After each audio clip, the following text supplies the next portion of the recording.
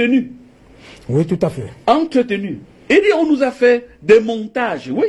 Si vous remarquez, nous ne faisons le café que parce que le FMI, à l'indépendance, dit, je ne te donne l'argent pour payer tes fonctionnaires que si toi tu cultives le café. Je ne te donne l'argent pour payer les gens dans tes hôpitaux que si tu me cultives le cacao. C'est comme ça qu'ils nous ont tenus. Mais le cacao, ce sont des produits à cycle long. Le café des cycles longs. On ne s'enrichit pas avec des produits à cycle long. C'est des produits qu'on fait en deuxième instance. Nous sommes dans les notions de guerre économique. Et donc nous montrons ces céréales aux enfants et on leur demande s'ils peuvent dire ce que c'est. On est certain que les enfants n'arrivent pas à dire ce que c'est. Même les adultes au Cameroun ne savent pas ce que c'est, alors qu'ils en consomment tous les jours. Ok. Quelle est la caractéristique de ces céréales? Alors, oui, tout à fait. Premièrement, ils sont à cycle court. La récolte, c'est tous les 3 mois.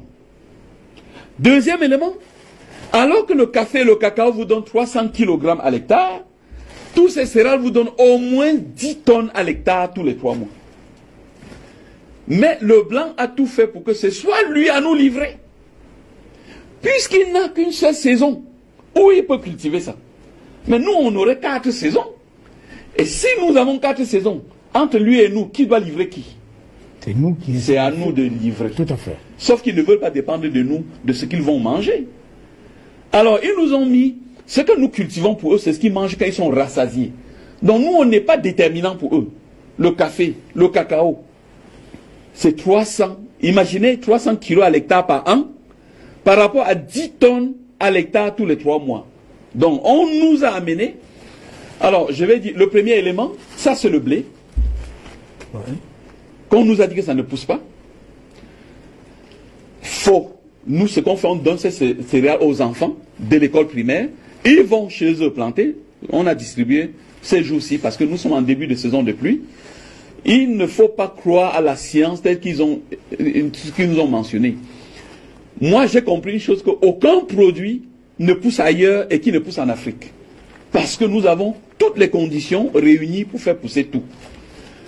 Deuxième produit, c'est le tournesol. On nous a dit que le tournesol ne peut pas pousser, mais il s'appelle tournesol, tournesoleil, parce qu'il tourne sunflower. Lui, il observe le soleil toute la journée, donc c'est un produit qui n'est là que pour le soleil. Malgré ça, on nous a convaincus que ça ne peut pas pousser. Avec ça, on fait l'huile de tournesol. Avec ça, on fait la glycérine. Alors qu'on est sous les tropiques quand même là, avec le soleil. Bien sûr. Ça fait 14 tonnes à l'hectare, tous les 3 mois. 14 tonnes. Là, nous avons l'avoine. Ensuite, on a l'orge. L'orge, vous savez, ça qu'on fait la bière. Mais est-ce que vous voyez qu'on nous a dit que ça ne pousse pas? Les Camerounais boivent la bière au plus profond des villages camerounais. Mais ils ne savent pas que c'est grâce à ça qu'on fait la bière. Mais j'ai dit tout ça, il y a un élément que je ne vous ai pas dit. Lequel? Est-ce que vous savez que tous ces produits, c'est interdit d'importation au Cameroun? Officiel. Mais bien sûr, parce qu'il est interdit de perturber la croissance du café, du cacao et du coton. Il y a un bureau à l'aéroport financé par la France qui veille à ce que tout ça, quand ça entre, on brûle. Parce qu'il ne faut pas perturber. Alors, moi, juste pour qu'on comprenne, oui, dans cette guerre économique, moi, je veux faire la vigne au Cameroun. On me dit, ça ne pousse pas. Je dis, d'accord, ça ne pousse pas, mais laissez, je vais essayer. Je vais au ministère camerounais de l'agriculture, je fais une demande.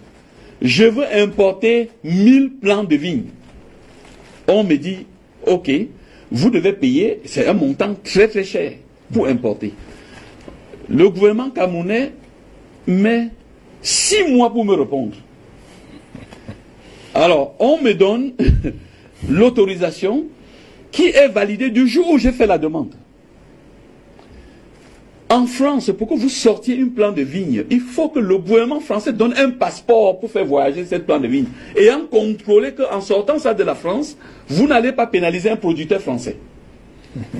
Et donc le gouvernement français dit, mais votre certificat camerounais, il est déjà périmé. Je ne peux donc pas vous donner le passeport pour vos plants de vigne. Et on recommence encore.